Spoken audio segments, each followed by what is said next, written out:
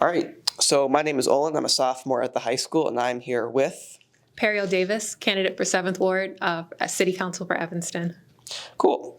So our first question, how did you get here today? Transportation-wise? Yes. I drove today. Okay.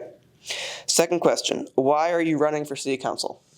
I'm running for City Council because I think that we need more people in City Council who are taking more of a data-driven approach. I'm a software engineer and I have a background in data. And I also think that we need more people who have really interrogated the downstream effects of policy. And I do have a law background, so I think I'm suited for that too. Okay. So kind of, you've already touched a little bit on your qualifications and why you think that would make you a good fit for council. Kind of as it relates to the climate crisis, how do you see your skills as being able to help the City Council fight the impacts that climate change is having on Evanston? Yeah, and so I think when we talk about being data-driven, obviously like climate change is real. We can see that from data, but we also have a lot of proven methods, I think, around the country that show what we can do to make improvements on carbon control and becoming more energy efficient, and also, protecting our water better and dealing with environmental toxins. The list just goes on. And I think that the other thing that I'm really well suited for in addition to that is that I'm very good at strategic planning. It's something I have to do a lot in my job. And whenever we talk about what we have to do for climate, we need immediate action, but we also need long-term plans. I don't think that we can fix anything in a day. And so whatever solutions we roll out will take multiple years, and it requires careful thought and planning. Okay. Next question. So what are the two most important issues, and this doesn't necessarily have to relate to climate, but what are the two most important issues that you are focused on as someone running for an open seat, and why? So I think one of the more salient topics lately, and I generally am trying to run as a responsive potential elected official. So I'm really concerned about whatever residents are concerned about. What I hear very often is affordable housing. So us talking about housing stock and how to improve availability and make things more affordable. Did you ask just what? So what yeah, the kind issue of is? the two most important issues to your campaign. And then the second one I think that comes up really often is much more nebulous, but it's generally transparency and efficiency. So a lot of people are very frustrated about contacting City Council, not getting a response, feeling as if there is not much of a transparent process when we make our decision making, and there's not enough clarity about why we make the decisions we make. Cool. So many of the policies that are before council are kind of focused on Evanston's future, like CARP, the HBO, and Envision Evanston 2045. So a lot of these policies will have bigger impacts on young people's lives than anybody else, but young people's voices are often not listened to and not really given a seat at the table when making a lot of these more impactful choices. So if you are elected, how would you incorporate young people's voices into the decisions that get made in Evanston City Council? Like how young? I think I'm young. A lot of people in City Council tell me that all the time, actually. If we mean even younger than that, one of the things that I will say is that I was really impressed. I was talking to someone about the participatory budgeting and how we dropped the age of that to 16, and how it was a great way to get more people involved in the civic process. And I think that initiatives like that are very impressive. I think also, though, we have like advisories. We have, obviously, you guys on the Climate Action Evanston team have a youth committee.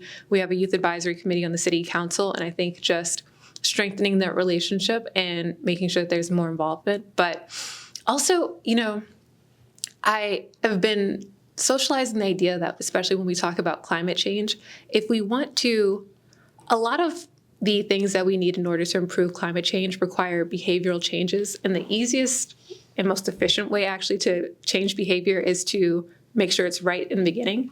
And the best place to do that is actually in our educational system. So I think that making sure that students have a voice in the way that their education is shaped, but also working with them to make sure that our policies are aligned with the education that we're giving people, I think would help as well. Cool. So right now, about 80% of the carbon emissions in Evanston come from buildings, and a good chunk of that come from the 500 largest buildings in Evanston. So the Healthy Buildings Ordinance would mandate that these buildings make energy efficiency improvements, procure renewable energy, and reduce on-site emissions, and has some provisions that are aimed to ensure that this is done while maintaining affordability.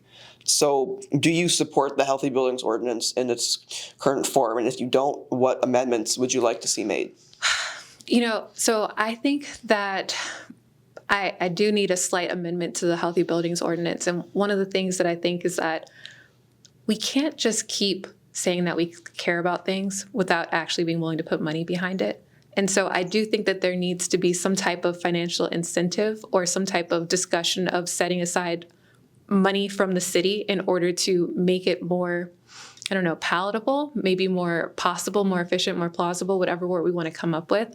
But I'm always reticent whenever we say that we care about something and then we're willing to pass a law, but the law, no money is coming from the city council. And so I think that's my only gripe. I've heard concerns and I've heard people say that they think that the Healthy Building Ordinance will cause, housing to be more expensive because of the costs associated with it. What I will say that I'm also surprised about when we talk about taking a data-driven approach is that I did not see clear answers from the city council on what they expected the estimates to be as it applies to the increases in housing. But if there are some, then I think that we should be, as a city, fronting that cost if we, actually care about the environment. Cool. So the city council is kind of meant to be a role model to younger people and Evanston residents at large in terms of how you can best collaborate to address important issues to the city, even if you may not agree on all the points. So that being said, the Evanston City Council is not always the best example of people working together in a collaborative way to address issues. So if you were elected, how would you work to address issues in a collaborative way? Yeah, I tell people sometimes that I work in a corporate space. I work at Google as a software engineer, and I have to work with coworkers I don't like all the time. And actually, I'm able to do so without yelling at anyone and able to get my job done very well. So I assume that I would take the exact same approach, which is just having decorum and understanding that we have a joint goal. I'll also say one of the things that I remind people that's so weird is that 91% of Evanston voted for Kamala Harris. We are very politically aligned. So to have too much infighting is honestly silly. It's kind of crazy. Mm-hmm. So. Cool. So my last question is regarding the 7th Ward, what is the biggest impact that either climate change has already had or that you anticipate climate change to have in the future? And if you were elected, what would you do to address that? Climate change has had on the 7th Ward? Or you expect to have in the future? Expect to have.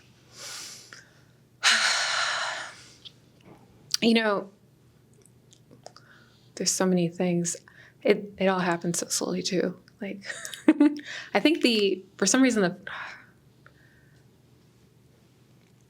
I can't think of what the biggest thing is. I'm going to say what you said, climate change or just environmental issues. Climate change. I guess, if you wanted to interpret that as environmental issues, you could, but up to you. I could just do. Yeah, for some reason, the thing that I'm kind of really stuck on is the degree of microplastics that we have in our water and how that's, I think the effects on people's health, it's becoming clear, the effects of microplastics in water.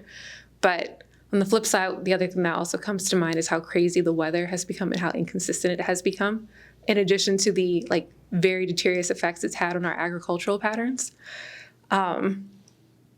But I feel strongly about both. I think the latter one is more climate related, though, so I'll say that. Okay. And how do you think that pertains to the 7th Ward in specific?